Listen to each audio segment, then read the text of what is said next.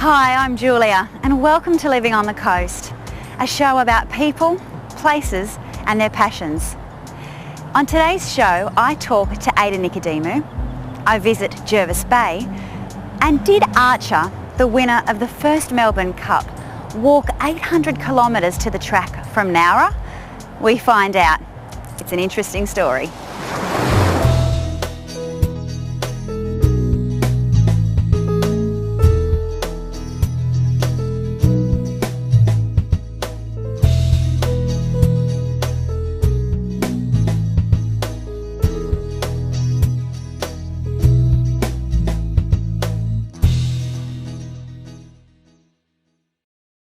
When Sir Joseph Banks asked Captain Cook to stop at Jervis Bay and survey the land and name the flora and fauna, Cook said, "No son, if we go into the bay and the wind changes, we could be stuck in there for days." Cook wanted to head on and survey the rest of the east coast of Australia. They then stumbled across Botany Bay, which later became known as Sydney, and Jervis Bay remained untouched and still is today.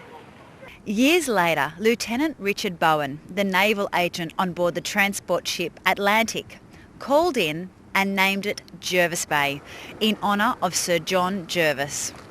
In 1811, Governor Lachlan Macquarie visited Jervis Bay and realised the importance of a safe anchorage, stating that Port Jervis was by far the safest and finest on the whole coast between here and the Bass Strait. However, any plans for a large settlement were abandoned because there was no access by land. The imposing entrance to Jervis Bay is dominated by the massive cliffs of Point Perpendicular in the north and Governor Head to the south. The sheer cliffs not only tower above the sea, but also plunge to a depth of 40 metres. A naval feature is HMAS Creswell. Listed on the National Register as a significant heritage site, it has been granted funds to replace some buildings. And now Lieutenant Desmond Woods, naval historian, will take us back in time and explain how HMAS Creswell came about. William Rooke Creswell was a Royal Navy officer who decided to try a new life in Australia as a farmer. When the navies were all brought together into the Commonwealth Naval Forces in 1901, it was he who was insistent that if you were going to have a Royal Australian Navy, then you needed to have a Royal Australian Naval College, somewhere where Australian boys, 13 and 15-year-olds, could be trained. Many people said, well, that's unnecessary. If you send these boys to the Britannia Royal Naval College at Dartmouth in England, they'll come back perfectly fine naval officers 4 years later. And he made the point, and the Prime Minister Alfred Deakin agreed with him, that they would come back as fine naval officers, but after 4 years being with British boys, they would no longer be very Australian. Now, be that as it may, the decision was taken to establish a Royal Australian Naval College here at Jervis Bay, which in those days was quite a remote location. You got to it by sea, and this is where they came and started their apprenticeship as naval officers. Funding cuts driven by the Great Depression forced the closure in 1930, and the buildings were leased as hotels and guest houses and became popular for newlyweds and is now nicknamed The Resort.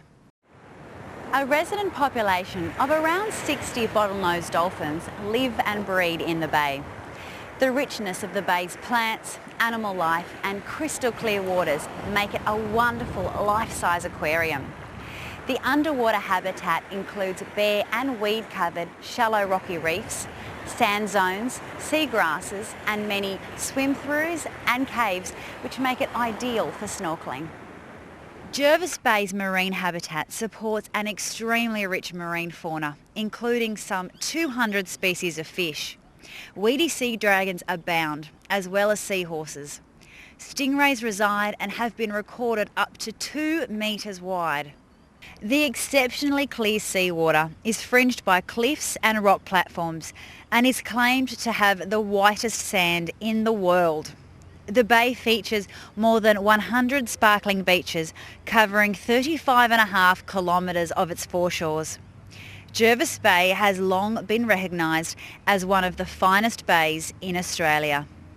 It's a place not yet touched by commercialism. You won't find a skyscraper or any multi-level freeways.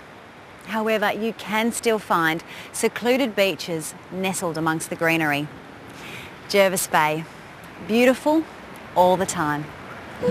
Lane Beachley chose 8 girls to compete in a wildcard elimination, and at just 14 years of age, Tyler Wright made history as the youngest ever winner of an ASP World Tour event at the Beachley Classic and made national headlines. I'm back to school for exams, Kirby, and that's what you're going to do. Exams next week. Making the finals meant she missed the start of the new school term, but with the win under her belt and $20,000 richer, it was a memorable return to St John's the Evangelist High the next day. I was going to try and do my best, like as best as I could anyway. Like I had nothing to lose. So I just went in there, did my best, and it ended up being enough to win the whole thing. So I was stoked. I was absolutely frothing on it, yeah. Going into the trials, she wanted to do better than her last result of 3rd, but this year was the one that Tyler wanted. The win could mean a bright future. It was a great result for the young surfer. I can't explain it. It's too good. Like, it's the best thing of my life so far. Like, oh, it's incredible. It's fantastic. The South Coast is an ideal place to surf, and Culburra has been put on the map by the surfing family, the Wrights. Owen Wright claimed the International Junior Circuit last year in Brazil and competed in Spain at the time of his little sister's win, and he was equally excited. Oh, he was just stoked for me. Like, he ran up. Oh my gosh, my sister just won a CT event at the age of 14. Like, how much better could it be? Growing up on the coast of New South Wales and surfing with her older brothers and sisters, they are constantly trying to outdo each other. And with Culburra Beach as their backyard, it's no wonder the Wright family is so successful in the surf. Well, there's not really rivalry. Like, it's more pushing each other in. Say, if he does a really good move, I'm like, I want to do that. I want to be where he's at. So I'm like, okay, and then I'll watch him, and then he'll watch me, and then I'll watch Kirby, and then, yeah, it just goes on. There's no rivalry. It's just support and pushing each other along, really. After a week-long rip curl camp in Foster, while Tyler was still riding high on the wave of success, she caught the eye of the Shoalhaven's mayor, who invited the surfing sensation to open Nowra's new skate park. I now officially declare this skate park open. Like, you can get much better. Like, the community support behind you, especially the mayor ringing you up on your mobile, just calling you, just going, yeah, do you want to open the new skate park in town? I'm like, yeah. Now packing for WA for her next campaign, and with her popularity growing and all the media attention, has it changed this teenager's outlook? No, I'm still the same old kid that I was just before, but just a couple of dollars richer, really, and a title, but I'm still the same old kid that still does the same stuff. New things are happening. Rip Curl's jetting Tyler to Hawaii for the Women's World CT in Maui.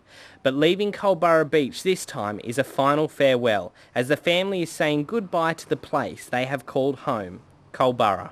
Actually, I've signed out of my school at the moment, as I'm moving up the coast to Lennox Head. Yeah, which is a bit of a bummer, but, you know, stuff happens. Tyler's surfing culture is a couple of generations away from Bruce Brown's 1966's The Endless Summer, with Mike and Robert hopping around the world chasing waves. Surfing lifestyle is the dream for today's young aspiring grommets. Surfing takes me everywhere, really. I've been all up and down the coast of Australia, over to WA, and so been to the Mentawais, which was awesome, and like, surfing has taken to me all these places that other kids couldn't imagine. Be sure to keep an eye on Tyler Wright, as this girl has a very promising future.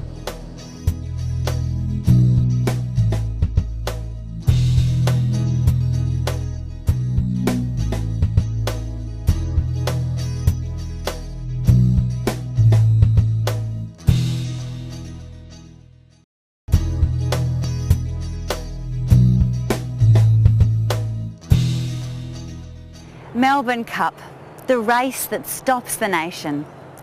It has been said that in 1861, Archer walked 800 kilometres to the course from Nowra. But what really happened to Archer after his stunning performances that etched his name in racing history? We speak to local historian Keith Patterson.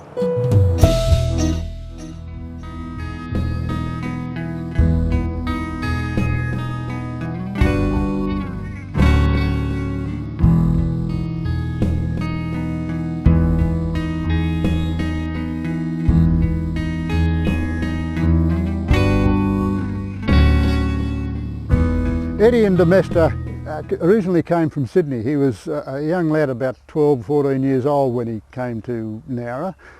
His family owned this property here called the Tarera Estate. The property was a dairy farm, and Eddie hated dairying and used to go to his friend's place at Braidwood who had the bloodstock horses, and he loved working among the horses. And eventually he went to training horses as he grew into a 20-year-old, and brought the horses back down here to Tarera and built a training track, stables and the whole thing during the 1850s, and commenced his public training. Well, Archer came to Eddie and Demester around about 1859, 1860 from Braidwood to be trained. He leased the horse, as he did with all his horses, and prepared him for the 1860 racing in Sydney.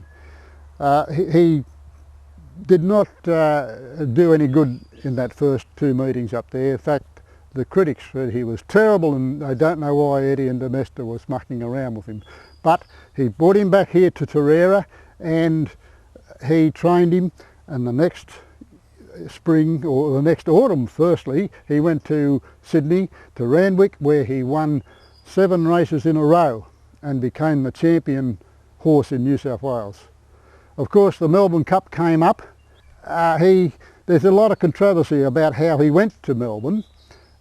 A lot of people say he went by road, he walked, and a Melbourne journalist started this story who was supposed to have interviewed somebody in a pub who knew the fellow who walked the horse, and so the story gathered from there, and it's been repeated and repeated every year till people believe that it was fact. But of course it wasn't, it was just fiction, and it made a good story, but the facts are, of course, Demester went by ship to Melbourne. Altogether, Eddie and Demester won 5 Melbourne Cups. He won the first 2, of course, with Archer. He then won with Chester, Calamia and Tim Whiffler. All very good horses, of course.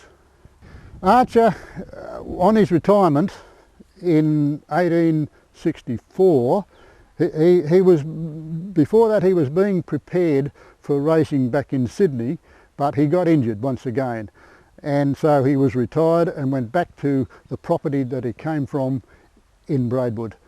There he went to stud and spent the rest of his days in stud, but at the age of 16, on the 23rd of December 1872, he got into a patch of green barley and bloated up and died. Archer was at the time the greatest racehorse. In fact, in 1930, when Farlap was to run in the Melbourne Cup, Archer was compared with Farlap as the two of them were the greatest horses that this country had known up to that date. My interest came about because as I've always lived in Nowra all my life, I just wondered what did actually happen on the property, how big was it, and how many horses and so on, and to my surprise it was bigger than I'd ever imagined it would have been. Today we're here at Channel 7 Studios in Sydney, and with me is Ada Nicodemu, or you might know her as Leah from Home and Away. Hello, it's great to see you again. Thank you very much. Now, as I mentioned, you have been playing Leah for a long time. Yeah, I think for about 9 years actually. And how did it all start then? Well, I was actually watching Home and Away, and because I was a fan, and at the end of Home and Away it said, if you want to be on Home and Away, turn up to the Riverside Theatre, which is a place in Parramatta, a theatre in Parramatta. Got really far into it and got an agent and did a bit of extra work, did like extra work on home and away actually 3 times, and I hated it. Yeah. And then didn't do anything for a while, and then got a heartbreak client.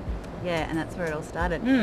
And I know you're very busy with all the commitments that happen. Tell us, what's a typical week in the life of Ada? Every day is different, every week's different.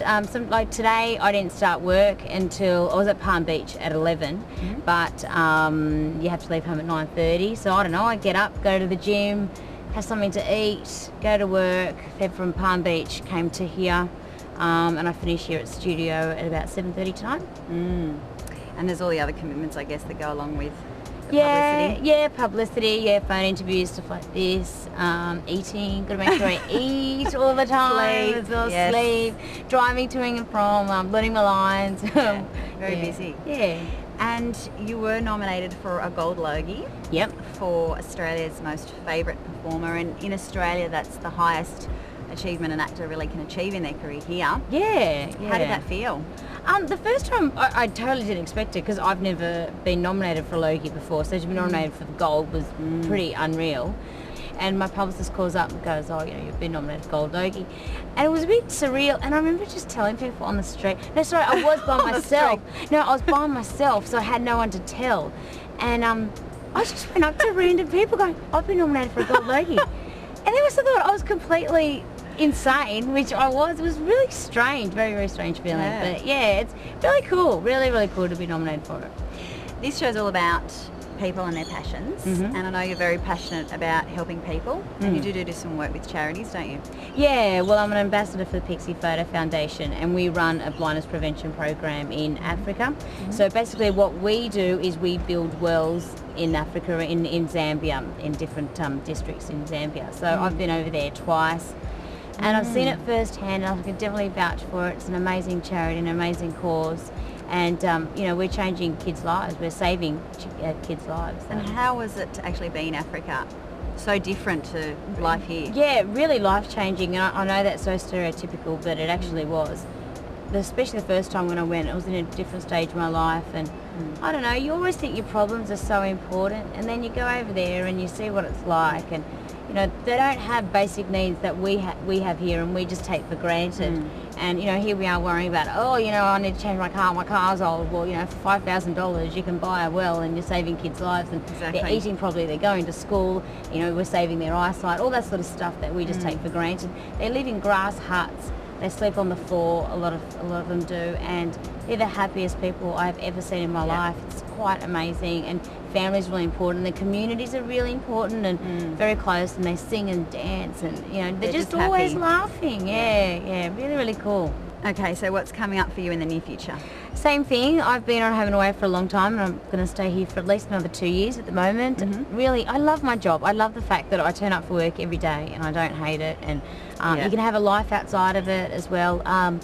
What else? I don't know, just more like family stuff. I think that's what's really important to me is my husband and my family, and wanting to be mum one day, and all that sort of stuff's more important. Very exciting times ahead, then? Yeah, I hope so. I hope the next couple of years I've got some news.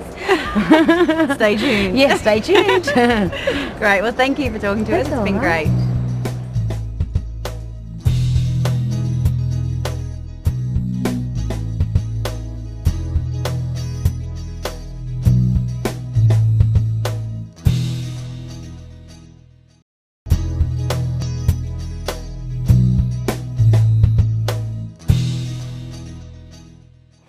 River Watch was set up 25 years ago to look at the health of the river. Patricia Mason, President, talks to us about their concerns and the restoration work that is done every week.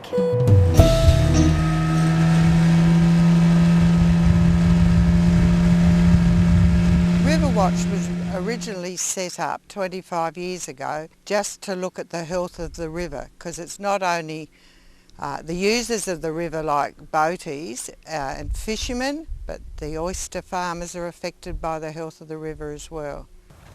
Yeah, they're 8 years old. See the seed on them, look. Oh, isn't that wonderful? Yeah, the weevils having a nibble at the top there. Oh, okay, but they look pretty healthy. Not hurt.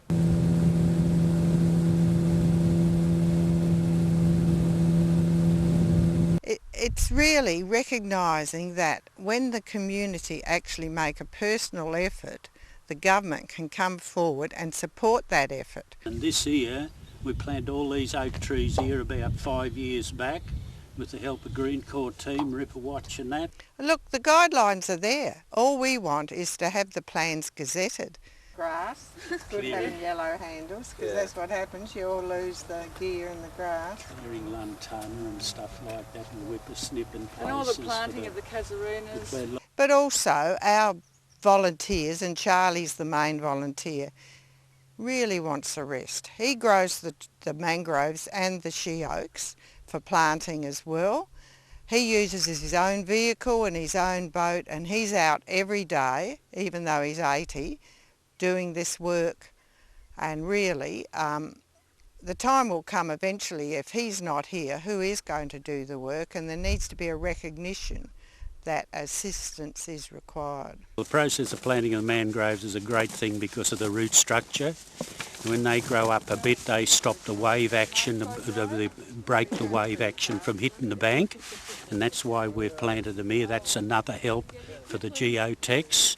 When all the vegetation gets a halt on, say 10 years, the mangroves get up, all the geotechs and all the fair roots poke up, and it's just one mass of roots and vegetation. The oak trees are the same, they all interlock together. Geotechs can rot away then, I don't care what the sandbags do, because it's vegetation, put it in properly and planted properly, will hold the banks together. There's so much land being lost. We're saying an average of 30 metres, and this has been shown by a recent survey that this is true. It's not just somebody making a wild stab at it. The survey pegs have shown that's how much land is lost. Council, state government, we've got to convince them that this has got to be done, or there'll be no Shoalhaven no. I remember the large boats travelling to Sydney used to come to the Nowra Wharf. You can't get a ski boat up here now hardly. It's that shallow and silted up. And it keeps silting up as years go on. And what's going to happen in the end? What's going to happen to our kids and grandkids after us? They're not going to have a river.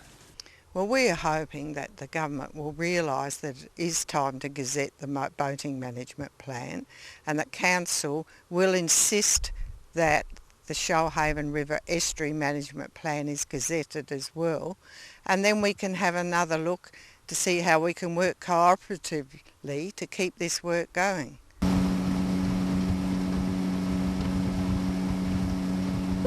That's it for this week. We hope you've enjoyed the show. Check out our website for more information, www.livingonthecoast.info. There's some more videos on there and behind the scenes footage.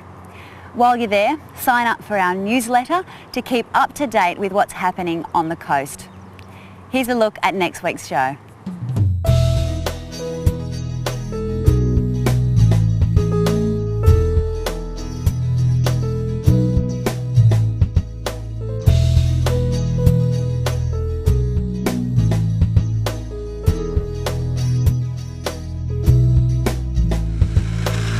That's how it's done, kids. Wear your safety gear. We leave you this week with pictures of the Melbourne Cup visiting Nowra. Good night.